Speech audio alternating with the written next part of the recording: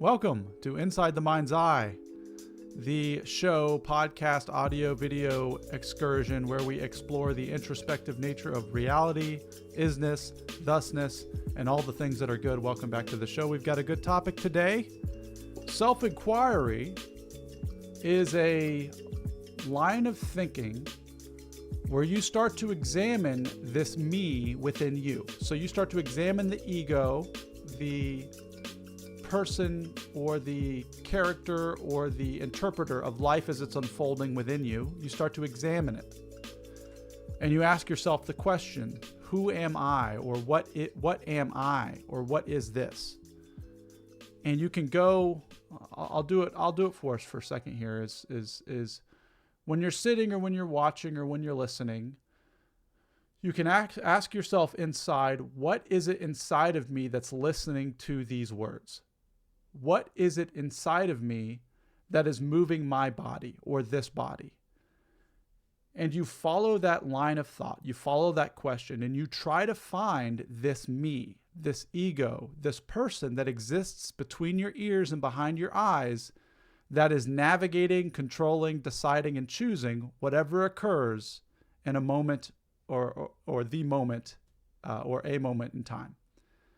You just try to find it. If you can find something in there, if you can find a person that lives inside your ears that is deciding and directing and choosing thoughts that occur, that is choosing the way your body moves and how your breath comes in and out. And this is what's so interesting is there's a feeling that I'm the one deciding these things, or I'm the one choosing these things, or I'm the one slowing my breath or making it rise quicker or speeding up my pace. Or there's this sensation that I'm doing it. And once you see that sensation, I want you to ask yourself, what is that? And what is the thing that is noticing that? So ask yourself that. Just keep asking. Keep trying to figure out, keep trying where you can find yourself. And that's self-inquiry for dummies. You could do that all day, every day for the rest of your life. And I don't actually do it so much anymore. I like to hang around I've been listening to a lot of Sam Harris, Dzogchen style meditation. I like to hang around the surface consciousness. I like to just not dig or explore or think so much anymore, but just exist in a state of being and watch everything occurring and arising. So I don't know. My hands are kind of off the wheel these days. But the self-inquiry for dummies is something that you can start playing around with. Another thing that start to notice, I think, is really interesting is you could start to notice when you feel strongly about something. So if I feel very strongly about what's happening or what should happen or what I need to say or what I've experienced, me, mine, that's a great measurement or compass point to show you the ego. If I feel, and this happens to me all the time. I mean, I was in a meeting last night and I'm sitting there and I can't go to an AA meeting without feeling this visceral need to share something because nobody's doing it right. Like it doesn't matter where I'm at. I could be at an AA meeting. I could be at a non-duality meeting. I could be in a meeting for my company. And it only takes me a few minutes. And then I just start thinking everyone's doing it wrong and it could be done differently. So for me, it's like a constant practice of noticing that once the temperature of my being starts to get full of not even frustration, but just like last night, it was just angstiness. Like I feel like if I'm sitting, and I'll use the AA meeting as an example. Like I've got this belief system in my head that if I'm sitting in an AA meeting, I have a responsibility to share not only my message of recovery, but the message of recovery. Like it's my responsibility to onboard whoever's in that meeting with the most pure sounding, prophetic, experientially sound, vulnerable and real expression to wake everyone up. Like for some reason, there's a belief system in my mind that if something like that doesn't happen, the whole world could end. So I sit there and it's only like within 10 minutes. It doesn't matter what the topic is or isn't. I'll feel like there's something that needs to be said to guide the meeting in a direction that I feel it should go in. And that is my ego. Full stop. And it's the same way with in meetings, or I don't know. It's just, and it's interesting because it's a bit of a dance. There's no right or wrong way to this, and I share pretty much every time I'm in a meeting. Even though my ego's on full blast and it's uncomfortable, I will still share. So there's no right or wrong. It's for me, it's all about just recognizing and witnessing what it is that's going on and being okay with it. But I also, at the same time, I've got to make sure that I don't fall asleep into this sense within myself, this illusion of meanness that occurs in a moment in time, that I can't think it's the be all end all of life. So continuing to see it and practice it and get some space from it is the point of all this, is just being able to notice it and be aware of it. And it's not wrong to share thoughts in a meeting, or share thoughts at a work thing, or share thoughts at a discussion. And none of these things are wrong. It's just noticing where it's coming from and being able to let go of it, exist with it, and see it for what it is. Another thing too is like being able to see other people, other thoughts, and other ideas as representations of this whole dance. That it's not just me, it's not just the stuff going on within me or the stuff going on around me.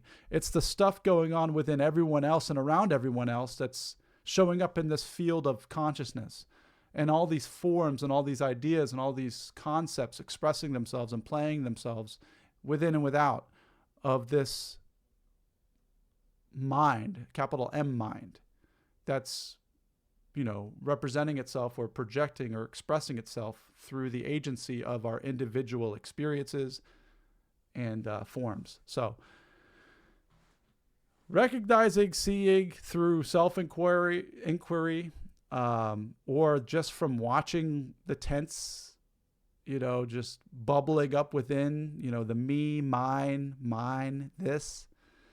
If you have any kids, it's pretty easy. You can watch a kid drop something that's important to you, and you go, "Oh, my laptop," and it's like, yeah, that's a practice right there. Just being okay with something getting broken that's seemingly yours, and it's just watching that, seeing it, and realizing that nothing's permanent. Everything's always changing, and the problems that occur each day, or the problems that occur yesterday or last week or 2 weeks ago, disappear and get resolved the same as the problems that are going to occur right now.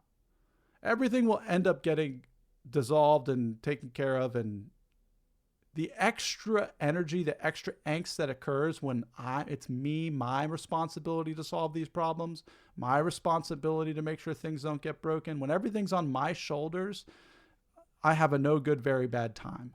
And it's much better just to watch all this stuff and be aware of all this stuff and recognize when the ego is trying to link onto or attach to things that are happening.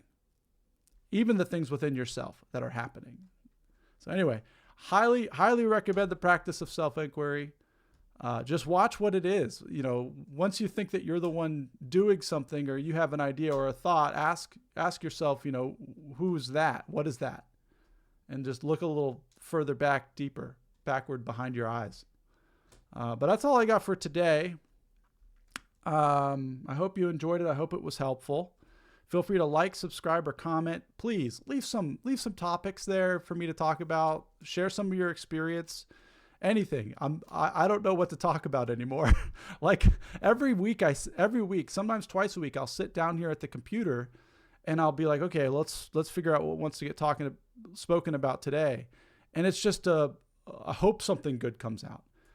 But it would be a lot easier if you listening or watching had some things you wanted me to talk about, or some suggestions for topics, I think would be super helpful. I've got a list of some here.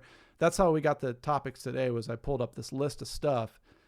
But a lot of times I don't know how much longer I can sit here and talk to myself, to be quite honest with you guys.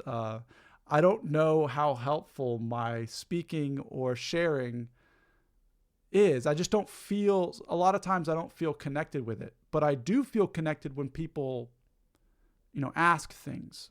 I have a little, if it's just me in my own silo, it's very limiting. It's limited. But if it's me and you and me and other people and other thoughts and other ideas, it opens it up for me to be able to share about more stuff. So please, if you're getting anything out of this, or you have any questions, or you want me to talk about anything, post it down there. I would love to do it. And we'll keep on keeping on. Thanks for joining, and have a most excellent rest of your morning, evening, or good night.